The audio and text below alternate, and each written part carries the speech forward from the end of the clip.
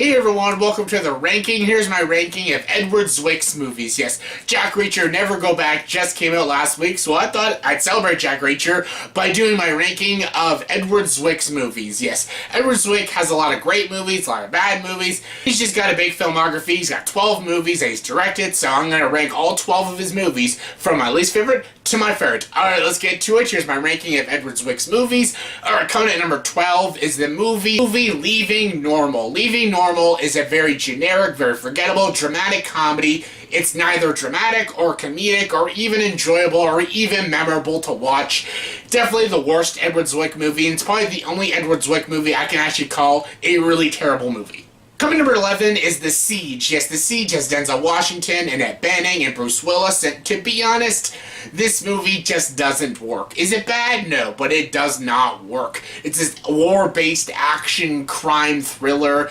It just doesn't work. Bruce Willis is trying, Annette Bening's trying, Denzel Washington's great because he's great at everything he does, but it just doesn't work. The story doesn't work. The writing doesn't work. It's not a well-constructed film. It's not even a well-directed film. You know, Edward Zwick is a very talented filmmaker.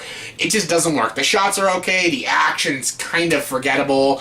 It's very muddled at times. It's very bland at times. And you just don't remember anything. And you just don't ever want to watch it after it's over. It's just a very generic crime thriller action movie. And I just didn't have fun with this movie. I never wanted to watch it again after I saw it. And that was like 8 years ago. So yeah, The Siege, just a very forgettable and unwatchable movie. Coming number 10 is Defiance. Defiance, just like the Siege, it's not a bad movie, it's not a very watchable movie. It's not because it's disturbing, it's just because it's not interesting or even entertaining or enjoyable to watch. That's the way I have with Edward Zwick. Either his movies are really good, or they're just not very entertaining, you just don't want to watch them. You watch them once, and you just never want to watch them again. Those are his kind of movies. He doesn't have really any bad movies, other than Leaving Normal. That movie sucks. But his bad-ish movies are just not really that bad. They're just not very watchable, and you just don't really care about them. They're just kind of blah. And that's what Defiance is. Defiance, yeah, I know it's another war drama movie, but I don't know, I just don't find it really works very well. And Liev Schreiber, Jamie Bell, and Daniel Craig all give good performances. It's not very watchable, this movie. It's not very entertaining. I could care less about these characters or the story, and just, it was a movie for me. There's way better war movies out there. You don't have to watch Defiance. Coming number 2 is Jack Reacher 2, Never Go Back. Yes, I'll leave a link down below to my review. I just reviewed it just a few days ago. Tom Cruise is great. Kobe Smulders is great. Some action is great. I don't ever need to watch this movie again because it's nowhere near as good as the first Jack Reacher movie. It turned into a very cheesy action movie with a really stupid daughter character, which I did not like, but yeah, it was a disappointment. I was really looking forward to this movie, and it just was to me. Coming number 8 is Legends of the Fall. Legends of the Fall is beautifully shot. The cinematography in this movie is some of the best cinematography in any 90s movie. This movie is beautifully shot. The tracking shots, the landscaping shots, the crane shots, they're all so beautiful. The cinematography, fantastic. The production, fantastic. The story, very dull, very uninteresting, and not very watchable. You might as well just go on YouTube and just watch the beautiful landscaping of this movie because the movie isn't very interesting, Legends of the Fall. Brad Pitt's fine. Anthony Hopkins is fine. Just, I'm not very engaged by the characters or the story or even the character arcs. There's supposed to be emotionality. I wasn't very emotionally attentive with the film. I was just mostly engaged by the cinematography. That's why Legends of the Fall is this low on this list. Even though it's just as forgettable as all the other movies, but this movie just has some of the greatest cinematography in movies. It's just beautiful. Coming number 7 is About Last Night. About Last Night is actually not bad. It's not a bad romantic comedy. I actually don't mind the remake, actually, with Kevin Hart and Regina Hall and Michael Ealy. That's actually a pretty funny movie. It was actually just as good as this movie. This movie is fine. It's not great, but it's fine. It's funny. You enjoy some of the characters. There is some decent romance in the movie, and there's some pretty good comedy. It's got Jim Belushi. It's got Elizabeth Perkins, Rob Lowe, Demi Moore. they're all fine, nothing great. It's pretty predictable, pretty cliched, but the charming of the characters, the good comedy, some of the funny one-liners, some of the banter is good. Elizabeth Perkins is kind of the weak link, and Jim Belushi's just there to be funny, but he is funny. He's no John Belushi, but he is funny at times, but we're all blown to be more. May not be very funny in the movie, but they have good chemistry, and it's fine. Just as good as the 2014 version, actually, and I never thought I'd say that, but both good movies, and this movie's fine. It's good. I can watch it every now and then. It's not like an amazing romantic comedy. There are way better ones out there, but it's fine. Coming number 6 is last year's Pawn Sacrifice. Yes, about Bobby Fischer, played awesomely by Tobey Maguire. Tobey Maguire, such a good actor in this movie. He's so good in a lot of movies. He's not just Spider-Man. He was great in Brothers, and he was great in this movie. He needs to do more roles like this. Pretty unlikable character at times, but he does the role so well. Edward Zwick's direction is also really good. Very well executed film, and it tells the story properly. I don't have much to say about this movie, but it is very good. Again, it's not a movie you can put on every now and then. It's not a movie you like watch every year or something, but it's definitely a very solid one-time watch. It's very good, very well written, very well paced, and you're engaged by the story. If you don't know the story about Bobby Fischer, Google and then watch the movie. You'll find this movie pretty fascinating. Coming number 5 is Love and Other Drugs. Love and Other Drugs is a pretty critically bashed movie. It's like a 48% on Rotten Tomatoes. Not a lot of people really like this movie. Even when I mention this movie, either people haven't seen it or they just don't like it. I personally like it. I really enjoyed this movie. I like Anne Hathaway, Jake Gyllenhaal. I even like the supporting cast. Gabriel Maschitz in the movie, Hank Azaria, Oliver Platt.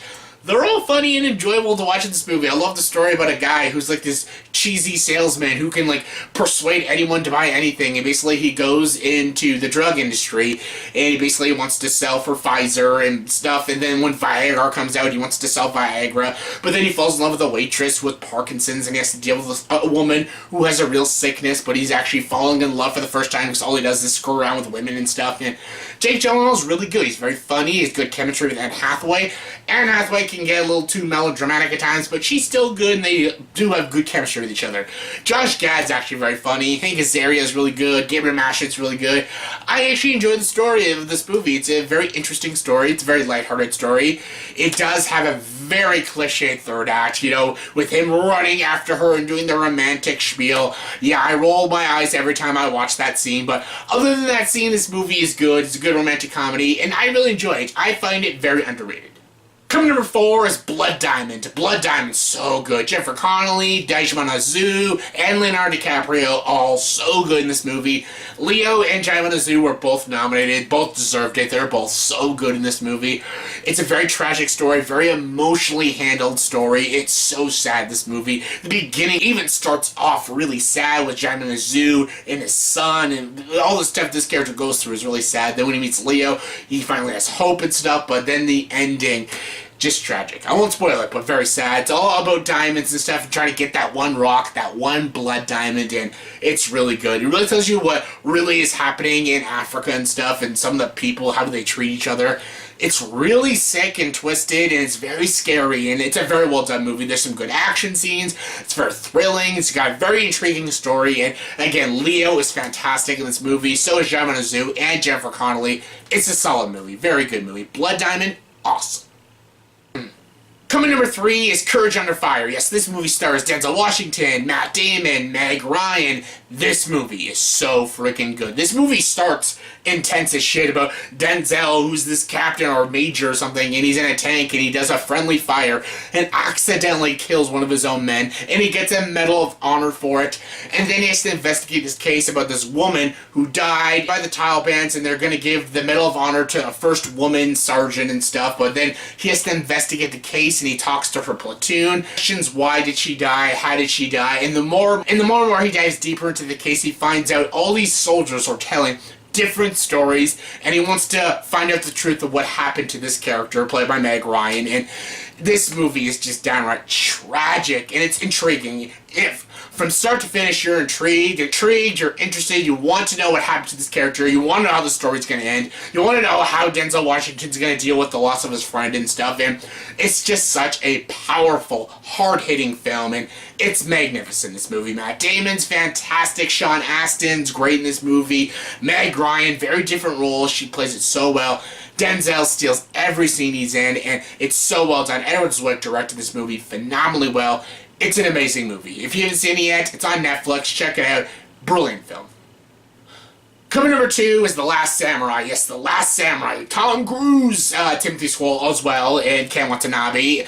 Such a good movie. Everyone says, oh, this movie's so stupid. Come on, The Last Samurai. Of course, the white guy, Tom Cruise, is The Last Samurai. Samurai is already plural. The Last Samurai is about the last samurai clan that existed. That's why it's called The Last Samurai. Tom Cruise is not the last samurai. All of them, the people, are the last samurai.